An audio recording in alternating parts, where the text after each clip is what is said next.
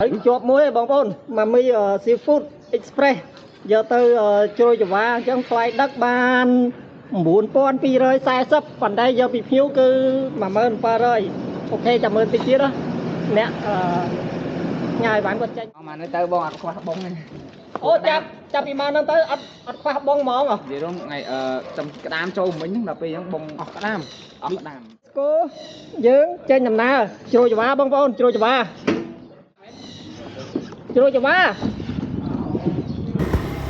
ឡូវខ្ញុំបានមកដល់រង្វង់មូកណ្ដុងកំភ្លើងហើយបងប្អូនហើយកំពុងតែឡើងមកស្ពានថ្ងៃនេះដោយសារម៉ោង5ជាងអញ្ចឹងវារៀងស្ទះតិចអញ្ចឹងគឺ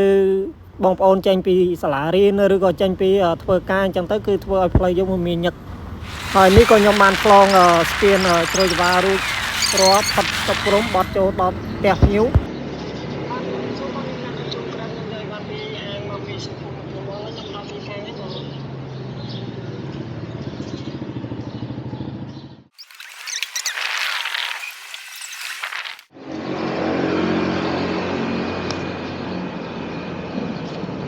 ឥឡូវបានជួយបានជួបគ្នារួចរាល់